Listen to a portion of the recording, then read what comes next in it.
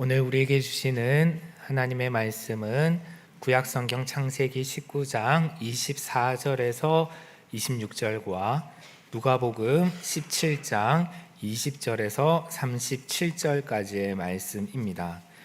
먼저 구약 창세기 19장 24절에서 26절 말씀 제가 받들어 읽도록 하겠습니다.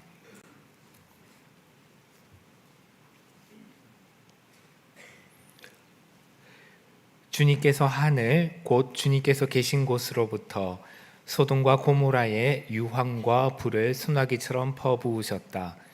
주님께서는 그 두 성과 성 안에 사는 모든 사람과 넓은 들과 땅에 심은 채소를 다 엎어 멸하셨다. 롯의 아내는 뒤를 돌아보았으므로 속은 기둥이 되었다.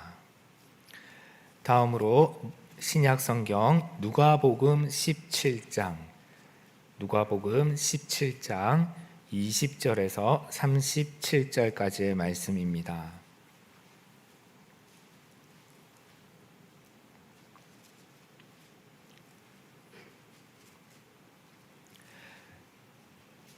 제가 하나님 말씀을 받들어 읽겠습니다. 바리새파 사람들이 하나님의 나라가 언제 오느냐고 물으니 예수께서 그들에게 대답을 하셨다. 하나님의 나라는 눈으로 볼 수 있는 모습으로 오지 않는다. 또 보아라 여기에 있다 또는 저기에 있다 하고 말할 수도 없다. 보아라 하나님의 나라는 너희 가운데에 있다. 그리고 제자들에게 말씀하셨다. 너희가 인자의 날들 가운데서 단 하루라도 보고 싶어 할 때가 오겠으나 보지 못할 것이다. 사람들이 너희더러 말하기를 보아라 저기에 계신다 또는 보아라 여기에 계신다 할 것이다. 그러나 너희는 따라 나서지도 말고 찾아다니지도 말아라. 마치 번개가 하늘 이 끝에서 번쩍하여 하늘 저 끝까지 비치는 것처럼 인자도 자기의 날에 그러할 것이다.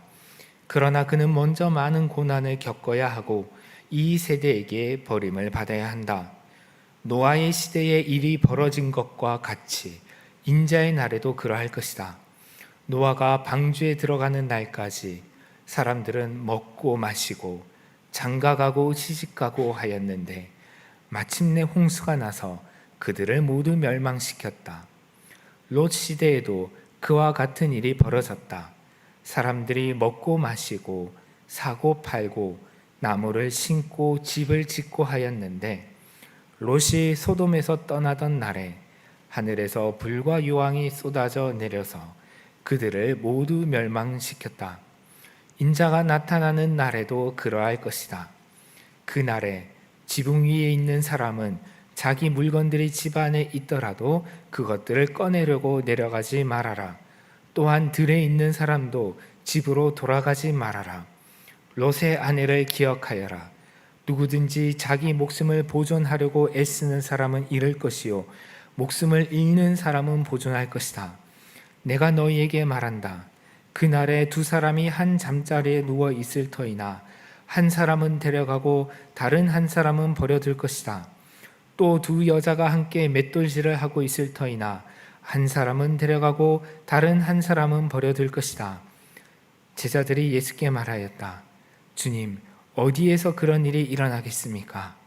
예수께서 그들에게 말씀하셨다. 주검이 있는 곳에는 또한 독수리들이 모여들 것이다. 아멘. 예수님께서는 수고하고 무거운 짐진 자들아 다 내게로 오라 라고 말씀하셨습니다. 오늘 교회로 나오시면서 마음에 짐을 가지고 오셨다면 그 모든 짐들을 오늘 집에 돌아가실 때는 다 내려놓고 돌아가시기를 바랍니다. 지난 주간에 우리가 함께 이 매일 묵상을 통하여서 매일 읽는 말씀을 통하여서 읽었던 말씀은 창세기 19장부터 21장까지의 말씀이었습니다. 그 중에는 유명한 소돔과 고모라의 심판 이야기도 담겨져 있었습니다. 이 소돔과 고모라의 심판 그리고 롯의 이야기는 매우 유명해서 신약 성경에도 여러 차례 언급이 되어 있습니다. 예수님 당시의 사람들, 그리고 신약을 읽던 신약 성경의 독자들도 이 소돔과 고모라의 이야기에 대해서 매우 잘 알고 있었던 것 같습니다. 이 이야기가 단지 옛날 옛적 이야기, 우리식으로 표현하면 호랑이가 담배 피던 시절의 전설과 같은 그런 이야기가 아니라는 것은, 실제로 일어난 사건이라는 것은 바로 예수님께서도 이 소돔과 고모라에 대해서 몇 차례 말씀하셨다는 점에서 확인할 수가 있습니다. 특히 오늘 본문 누가복음 17장 28절과 29절에서는 롯의 때에 소돔이 멸망당한 이야기를 하셨고, 이어서 32절에서는 롯의 아내를 기억하여라 라며 매우 엄중한 어조로 경고하고 계십니다. 오늘 본문 누가복음 17장 20절에서 37절까지 좀 길게 읽었는데요. 여기에는 두 토막의 대화가 담겨져 있습니다. 먼저 20절과 21절은 예수님과 바리새인들 사이의 대화이고요. 그리고 22절에서 마지막 37절까지는 예수님과 제자들 사이의 대화입니다. 먼저 바리새파 사람들이 예수님께 하나님 나라가 언제 임합니까? 하나님 나라가 도대체 언제 옵니까? 라는 그런 질문을 하였고, 예수님께서는 하나님의 나라는 눈으로 볼 수 있는 그런 징표들과 함께 오는 것이 아닙니다. 하나님의 나라는 바로 여러분 가운데 있습니다 라고 말씀하셨습니다. 이 가운데는 이제 영어 성경을 보면 among이라고 했거든요. 여러분들 사이에, 여러분들 가운데 있다는 말씀입니다.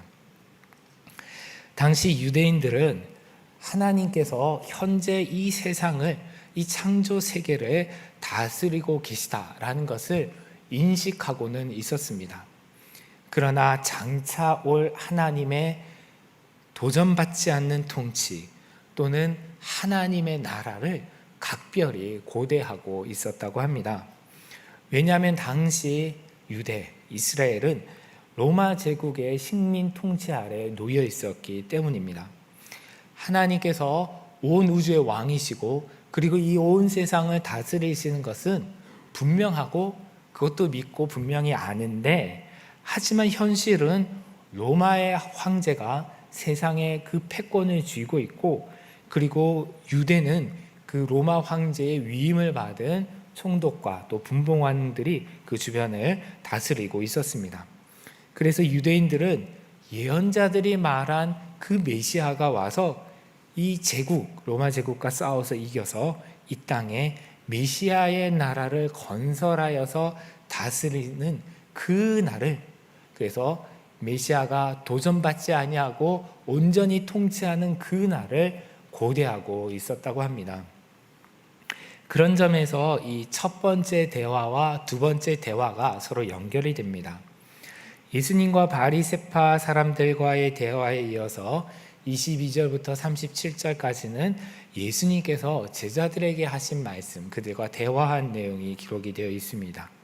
이 두 가지의 대화가 같은 시간에 같은 장소에서 일어났을 가능성은 그리 높아 보이지는 않습니다. 다만 그 내용의 유사성 때문에 누가가 이 누가복음을 쓰면서 이 두 대화를 함께 이렇게 모아놓은 것으로 생각이 되어지는데요. 먼저 22절에서 예수님은 제자들에게 이렇게 말씀하셨습니다. 너희가 인자의 날들 가운데서 단 하루라도 보고 싶어 할 때가 오겠으나 보지 못할 것이다. 여기에 언급된 인자의 날들이란 무엇일까요? 여기서 인자는 예수님을 가리킵니다.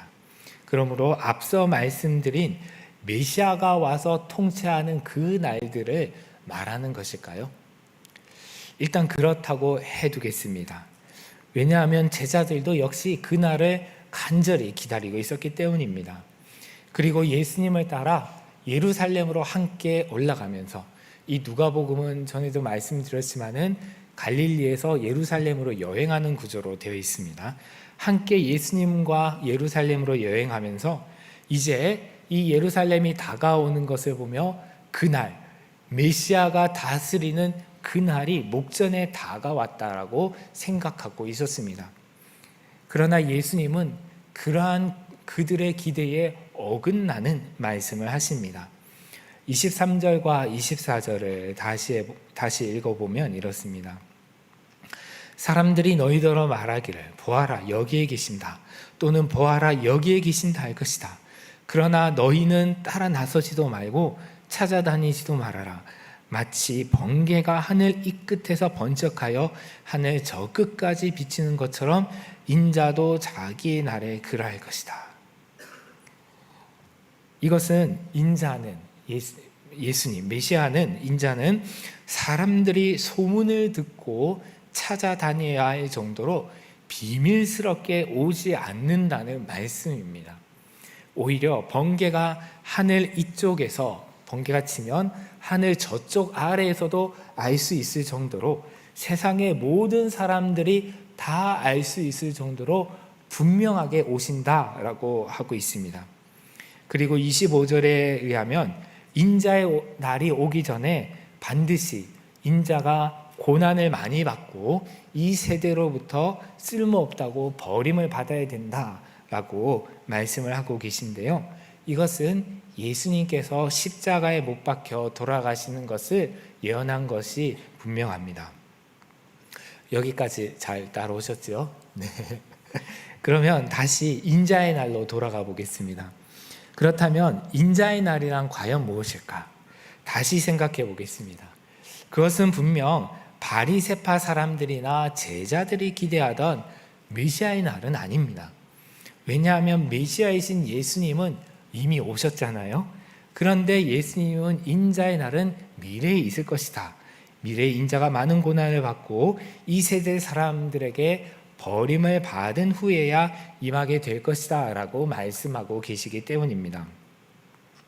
그러면 예수님께서 십자가에서 돌아가신 후에 부활하신 때를 의미하는 것인가? 예수님께서 십자가에 돌아가시고 부활하신 그때가 바로 인자의 날인가? 이렇게도 생각해 볼 수가 있는데요. 그러나 그것도 아닙니다. 왜냐하면 예수님께서 부활하신 다음에 제자들과 함께 약 40일 동안 이 땅에 같이 계셨다라고 성경은 기록을 하고 있는데, 그런데 예수님은 제자들에게 너희가 인자의 날을 단 하루라도 보고 싶어 할 때가 오겠지만은 보지 못할 것이다 라고 말씀하셨기 때문입니다. 그러므로 여기서 예수님께서 말씀하시는 인자의 날은 더 뒤에 있을 날이죠. 그것은 바로 예수님께서 다시 오시는 날, 재림하시는 날입니다. 인자가 구름을 타고 큰 영광과 큰 능력으로 오시는 날, 누가복음 21장 27절에 기록된 그날입니다. 곧 이 세상의 마지막 날입니다. 이러한 관점에서 26절 이하를 보면요, 왜 예수님께서 옛날 이야기, 노아의 시대 그리고 롯의 시대를 말씀하셨는지를 이해할 수가 있습니다. 잘 아시듯이 노아의 때는 하나님께서 하늘에서 많은 비를 내리셔서 노아의 가족을 제외한 모든 인류를 심판하신 일이 있었습니다. 그리고 롯의 때에는 하나님께서 하늘에서 쏟아지는 불과 유황으로 소돔과 고모라를 심판하신 일이 있었습니다. 그날은 매우 갑작스럽게 임하였습니다. 26절부터 30절까지 다시 한번 읽어보겠습니다. 이번에는 함께 읽어보도록 하겠습니다. 누가복음 17장 26절에서 30절까지 함께 읽어보겠습니다. 노아의 시대에 일이 벌어진 것과 같이 인자의 날에도 그러할 것이다. 노아가 방주에 들어가는 날까지 사람들은 먹고 마시고 장가가고 시집가고 하였는데 마침내 홍수가 나서 그들을 모두 멸망시켰다. 롯 시대에도 그와 같은 일이 벌어졌다.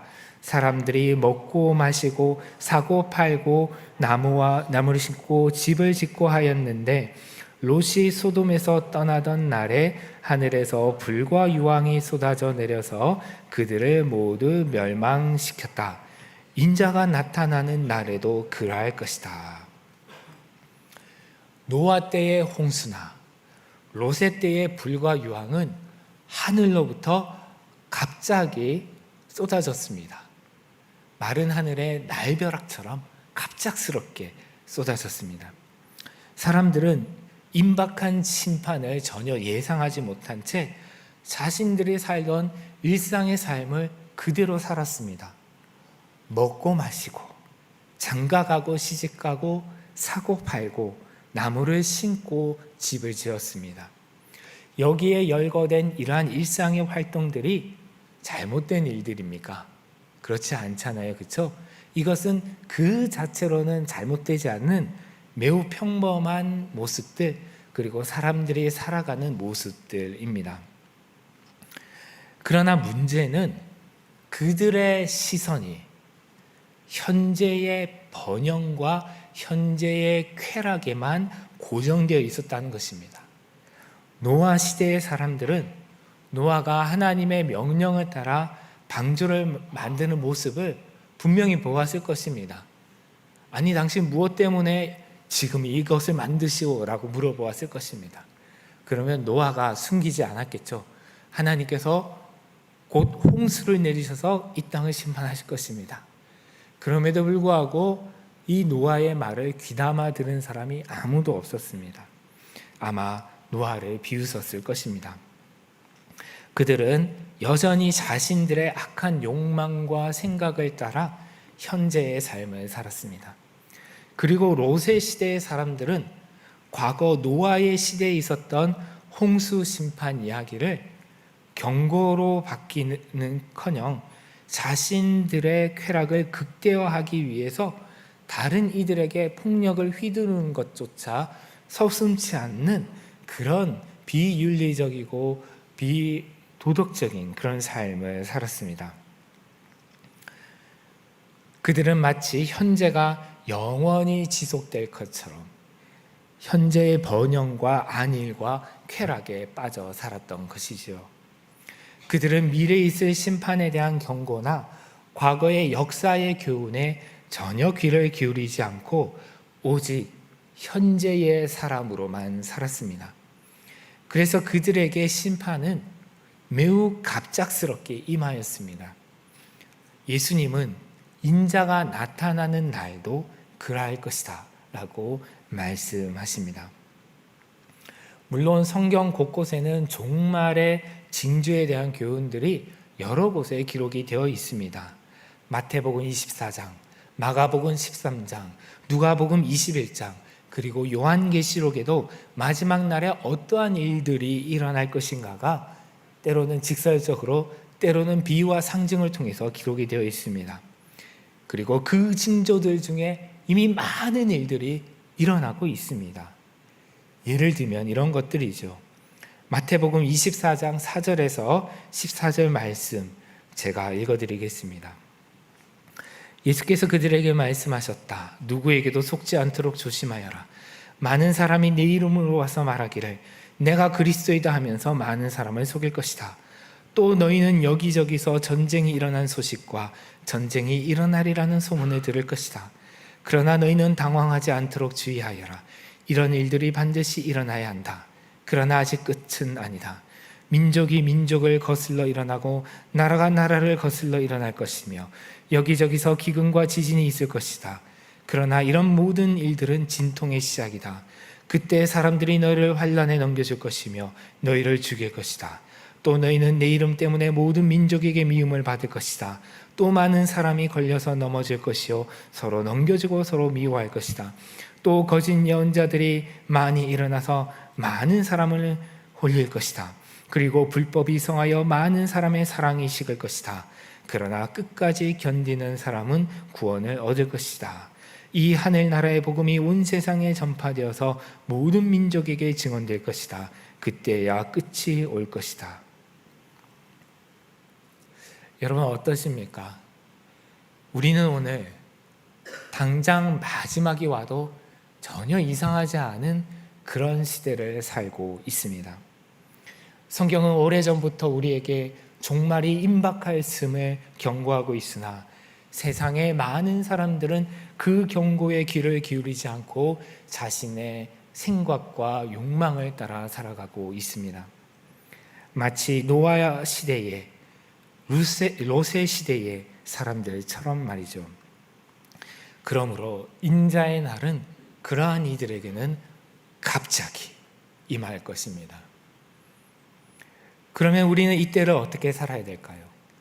다시 오늘 본문 누가복음 17장으로 돌아가면 31절 이하의 말씀에서 예수님은 그날에 지붕 위에 있는 사람은 자기 물건들이 집 안에 있더라도 그것들을 꺼내려고 내려가지 말고 들에 있는 사람들도 집으로 돌아가지 말라고 권면합니다.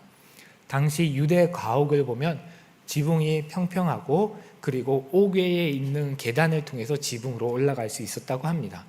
그러므로 지붕에 있다가 종말이 임하면 집 안을 통해서 내려오지 않아도 바깥 계단으로 손쉽게 내려올 수 있는데요.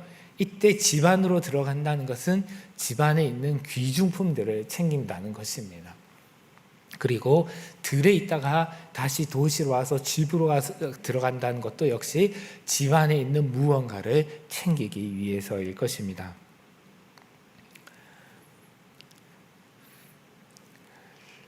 그래서 이 말씀은 물건에, 소유에 집착하지 말라라는 말씀입니다. 예수님은 32절에서 롯의 아내를 기억하여라 라고 경고하고 계십니다. 자세한 설명을 하지는 않으시지만은 이 말씀을 듣는 모든 사람들은 다 알고 있습니다. 소돔이 멸망할 때에 롯의 아내가 천사의 도움으로 긴급하게 도망을 치다가 성에 남겨놓은 자신의 소유, 자신의 집, 자신의 재산의 미련을 가지고 뒤를 돌아봤다는 사실을요. 그리고 그래서 소금 기둥이 되었다는 사실을 말입니다. 앞서 예수님께서 말한 노아의 시대와 롯의 시대 사람들이 했던 일상적인 행위들, 곧 먹고 마시고 장가가고 시집가고 사고 팔고 나무를 심고 집을 짓는 일들은 그 자체로 악한 일들이 아닙니다. 우리가 이 땅에서 살기 위해서 해야 하는 그런 행위들이죠. 하지만 마지막 날을 대비하지 못하고 현재의 즐거움과 안일에만 빠져 살아가는 것은 큰 문제입니다. 그러한 삶의 태도는 현재의 소유, 현재의 삶에 집착하는 모습으로 나타나기 쉽습니다. 옷을 사고, 갖고 싶었던 물건을 사고, 차를 사고, 집을 살 수도 있습니다.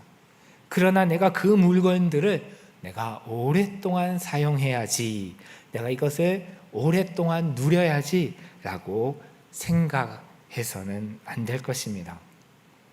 아무리 멋진 집을 짓거나 좋은 집을 사도 당장 오늘 주님께서 다시 오신다든지 아니면 하나님께서 나를 부르신다면 우리는 모든 것을 내버려 두고 뒤돌아보지 않고 갈 수 있어야 합니다.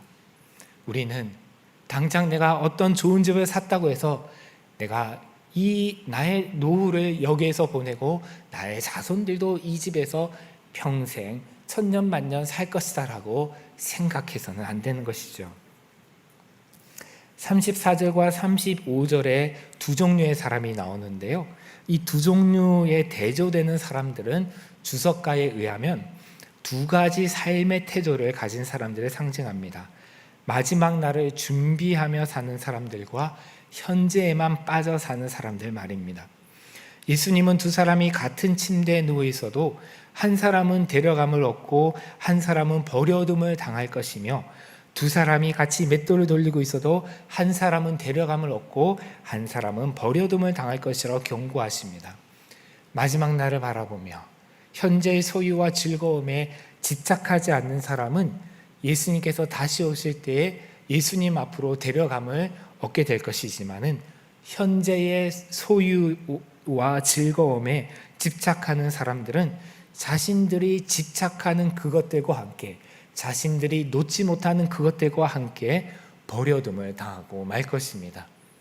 롯의 아내처럼 말이지요. 그래서 주님은 33절에서 누구든지 자기 목숨을 보존하려고 애쓰는 사람은 잃을 것이요 목숨을 잃는 사람은 보존할 것이다 라고 말씀하십니다. 우리 그리스도인들은 자신이 가진 것, 자신의 목숨을 지키라 하지 말고 더 가치가 있는 것, 하나님 나라를 위해서는 버릴 수 있는 마음으로 살아야 합니다. 그것이 역설적으로 마지막 날에 영원한 생명을 얻는 방법입니다. 오늘 이 말씀을 함께 듣기 전에 우리는 찬송가 491장 저 높은 곳을 향하여를 함께 불렀습니다. 아시겠지만은 이 찬송을 가장 많이 부르는 때와 장소는 바로 장례식입니다. 제가 이전에 섬기던 교회에서는 교구마다 이제 목회자를 도와 장례 예식의 진행을 돕는 상례부가 있었습니다. 상례부가 하는 여러 가지 일들 중에 하나는 조가를 부르는 것입니다. 발이 날 때, 곧 장례식장에 영안실에 안치되어 있던 관을 운구하여 장의차에 실을 때, 그리고 그 장의차가 화장장이나 묘지에 도착하여 장의차에서 관을 내려 화로로 이동할 때, 또는 이미 파놓은 구덩이를 향해서 묘자를 향해서 이동할 때 상례부원들은 항상 이 찬송을 불렀습니다. 저 높은 곳을 향하여 날마다 나아갑니다. 내 뜻과 정성 모아서 날마다 기도합니다. 내 주여 내 맘 붙드사 그곳에 있게 하소서. 그곳은 빛과 사랑이 언제나 넘치옵니다. 이 땅을 떠나 하늘로 길을 떠나가는 고인을 위해서 또는 고인의 마음으로 부르는 노래입니다. 아마 여기에 있는 우리도 이 땅을 떠날 때 우리를 위해 장례를 치르는 분들이 이 찬송을 부를 것입니다. 그런데 저는 이 찬송은 장례식장에 들어가기 전에 곧 살아있을 때 부르는 것이 훨씬 더 의미가 있다고 생각합니다. 왜냐하면 이 찬송은 저 높은 곳을 향하여 날마다 나아가는 사람, 뜻과 정성을 모아서 날마다 기도하며 빛과 사랑이 언제나 넘치는 그곳을 사모하는 사람이 부르는 노래이기 때문입니다. 그래서 저는 이 찬송이 우리 한남대학교의 성도님들의 매일의 찬송이 되시기를 바랍니다. 현재의 소유나 명예에 집착하지 않고 이 땅의 즐거움이나 편안함에 빠지지 않고 날마다 저 높은 하늘을 소망하며 한 걸음 한 걸음 나아가시기를 바랍니다. 그러면 언제든 주님께서 다시 오실 때, 언제든 주님께서 우리를 하늘로 부르실 때 우리는 빛나고 높은 그곳에 서게 될 것입니다. 또한 그러한 사람은 그 이전에 이미 생전에 하나님 나라는 너희 가운데 있느니라 라는 이 예수님의 말씀이 무슨 뜻인지 깨달아 알게 될 것입니다. 이 땅에서 이미 천국까지 가지 않아도 이미 하나님 나라를 맛보고 누리며 살아가는 전혀 새로운 삶, 참으로 고귀하고 복된 삶을 살아가게 될 것입니다. 아멘. 기도하겠습니다.